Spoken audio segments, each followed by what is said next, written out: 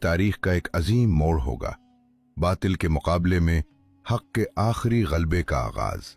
अहादीस के मुताबिक हजरत ईसा अलैहिस्सलाम दमिश्क की जामे मस्जिद के मशरकी सफेद मीनार के पास नाजिल होंगे। आप 2 हल्के जर्द रंग के कपड़े पहने होंगे और अपने हाथ 2 फरिश्तों के परों पर रखे हुए होंगे। जब आप सर मुबारक झुकाएंगे तो पानी के कतरे टपकेंगे और जब उठाएंगे तो वो कतरे मोतियों की तरह चमकते दिखाई देंगे। वो जुम्मे का दिन होगा। फजर की नमाज का वक्त होगा। इकामत हो चुकी होगी। मुसलमान सफ़ें बांधे खड़े होंगे। इमाम मेहदी आगे बढ़कर नमाज की इमामत कराने वाले होंगे। अचानक नजर उठेगी और वो एक नूरानी मंजर देखेंगे। हजरत ईसा अलैहिस्सलाम तशरीफ ला चुके होंगे। इमाम मेहदी अदब से पीछे हट जाएंगे और अर्ज करेंगे, आप इमामत फरमाएं। हजरत ईसा अलैहिस्सलाम इरशाद फरमाएंगे, इकामत आपके लिए कही गई है, नमाज आप ही पढ़ाएं। यूं इमाम मेहदी की इमामत में हजरत ईसा अलैहिस्सलाम नमाज अदा करेंगे। ये मंजर इस बात की अलामत होगा कि ये उम्मत बाकी है, उसकी क़यादत बाकी है और अल्लाह ताला की मदद उसके साथ है। अब वक्त करीब होगा कि दज्जाल के फितने का खात्मा अपने अंजाम को पहुंचे। नमाज फजर के बाद हजरत ईसा अलैहिस्सलाम दज्जाल के ताक़ुब के लिए रवाना होंगे। अहादीस में आता है कि आपके सांस में ऐसी तासीर होगी कि जिस काफिर तक उसकी हवा पहुंचेगी वो हलाक हो जाएगा और आपकी सांस की हद आपकी निगाह की हद तक होगी। ये अल्लाह ताला की तरफ से खुसूसी नुसरत होगी। दज्जाल को जब खबर मिलेगी कि हजरत ईसा अलैहिस्सलाम नाजिल हो चुके हैं तो उसके दिल पर खौफ तारी हो जाएगा। वो भागने की कोशिश करेगा, मगर बातिल कब तक भाग सकता है। हजरत ईसा अलैहिस्सलाम उसका पीछा करेंगे।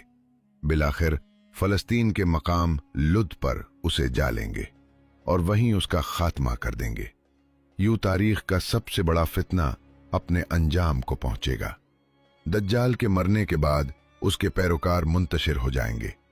बाज रिवायात में आता है कि उस वक्त हक इस कदर गालिब होगा कि बातिल को कहीं पनाह न मिलेगी।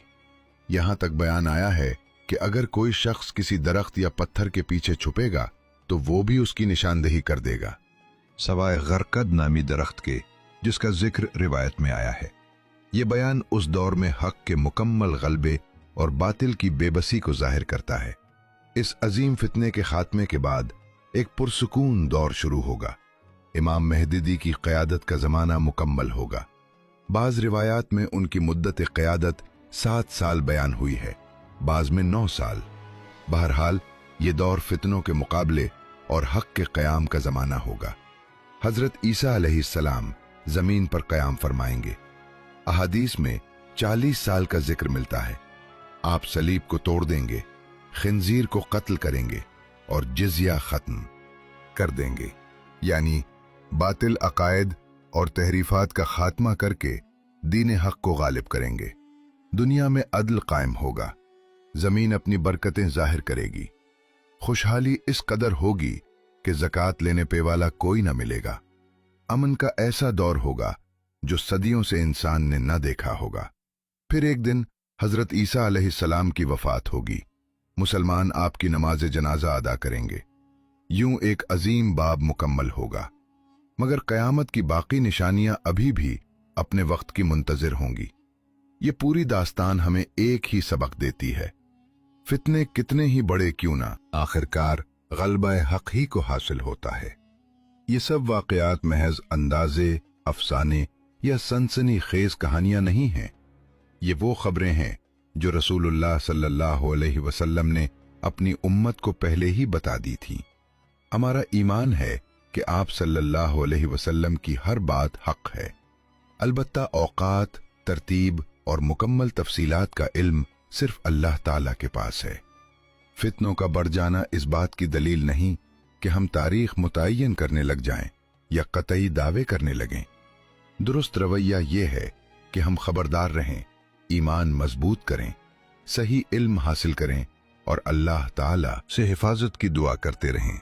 अब असल सवाल यही है, इस अजीम फितने से बचने का रास्ता क्या है? रसूल अकरम सल्लल्लाहु अलैहि वसल्लम ने हमें इसका तरीका भी सिखा दिया है। सही मुस्लिम की रिवायत में आता है کہ आप सल्लल्लाहु अलैहि वसल्लम ने फरमाया, जिसने सूरतुल कहफ की पहली 10 आयात याद कर लीं, वो दज्जाल के फितने से महफूज रखा जाएगा। एक रिवायत में आखिरी 10 आयात का भी जिक्र मिलता है और ये भी फरमाया गया कि अगर कोई शख्स दज्जाल का जमाना पाए तो उसके सामने सूरतुल कहफ की इब्तिदाई आयात की तिलावत करे। ये कोई मामूली हिदायत नहीं, ये फितने के मुकाबले में एक रूहानी ढाल है। लिहाजा आज ही से अज़्म करें, सूरतुल कहफ की इब्तिदाई 10 आयात हिफ्ज करें। हर जुमा इस सूरत की तिलावत को अपना मामूल बनाएं। ये सिर्फ एक रस्म नहीं बल्कि हिफाजत का जरिया है।